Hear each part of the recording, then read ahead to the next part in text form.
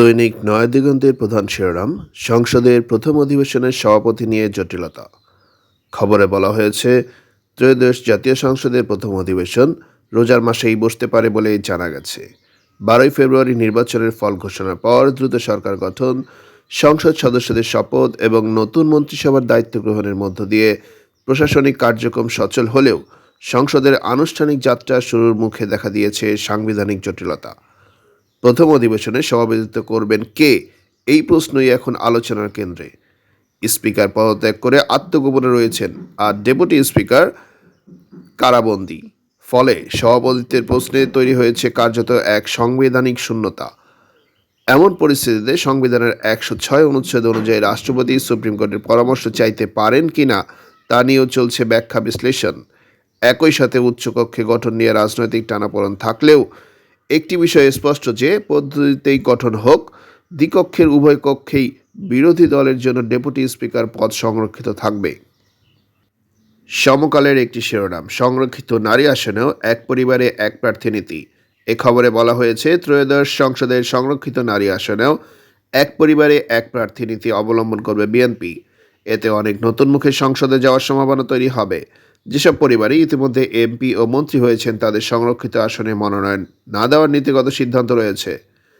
নির্বাচনে নিরঙ্কুশ জয় পেয়ে সরকার গঠন করেছে বিএনপি। নবনির্বাচিত সংসদ সদস্যদের শপথের পর 17 ফেব্রুয়ারি প্রধানমন্ত্রী হিসেবে দায়িত্ব নিয়েছেন দলের চেয়ারম্যান তারেক রহমান। গঠন করা হয়েছে নতুন মন্ত্রিসভাও। এবার আলোচনায় সংরক্ষিত নারী আসনের এমপি নির্বাচন।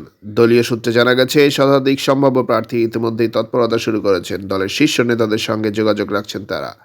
দীর্ঘদিন রাজপথে সক্রিয় থাকা নেত্রী থেকে শুরু করে তরুণ মুখ অনেকেই আছেন এই তৎপরতায়। সংবিধান অনুযায়ী জাতীয় সংসদে 50টি নারী আসন সংরক্ষিত রয়েছে। গণপ্রতিনিধিত্ব আসনে আদেশ আরপিও অনুযায়ী যে দল সাধারণ আসনে যতটি আসন পায় সেই অনুপাতে সংরক্ষিত নারী আসন বণ্টন করা হয়। ত্রয়োদশ জাতীয় সংসদ নির্বাচনে বিএনপি এককভাবে 212টি আসনে জয় পেয়েছে। সেই হিসেবে 50টি সংরক্ষিত নারী আসনের মধ্যে 35টি আসন পাবে দলটি।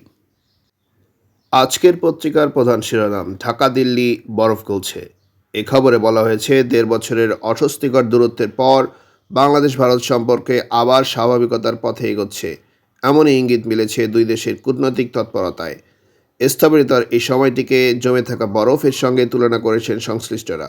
তারা বলেছেন, সম্পর্কের সেই বরফ আবার গলতে শুরু করেছে, তবে তা ধীরে এবং নিয়ন্ত্রিতভাবে। প্রতিবেশী দুই দেশের সম্পর্ক ভয়ানক টানাপোড়েনের মধ্যে পড়ে বাংলাদেশ জুলাই অভ্যুত্থানের মুখে দেশ ছেড়ে ভারতে আশ্রয় নেন ক্ষমতাচ্যুত প্রধানমন্ত্রী শেখ হাসিনা।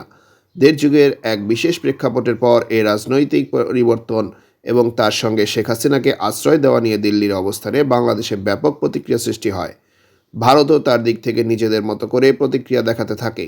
সব মিলিয়ে সীমান্তে হত্যাকাণ্ড, তিস্তা চুক্তি ঝুলে থাকা, বাণিজ্যে ভারসাম্যহীনতা ও ভিসা জটিলতায় জন অসন্তোষ বেড়ে যায় বহুগুণ।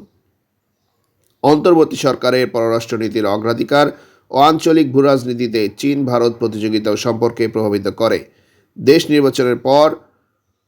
নির্বাচনের পর গত সপ্তাহে দায়িত্ব নিয়েছে নতুন সরকার। শপথ নেওয়ার কয়েকদিনের মধ্যে নতুন পররাষ্ট্রমন্ত্রী শামা ওবায়েদ সাংবাদিকদের বলেন, আমাদের পররাষ্ট্রনীতি সব দেশের সঙ্গে সমমর্যাদা নিয়ে।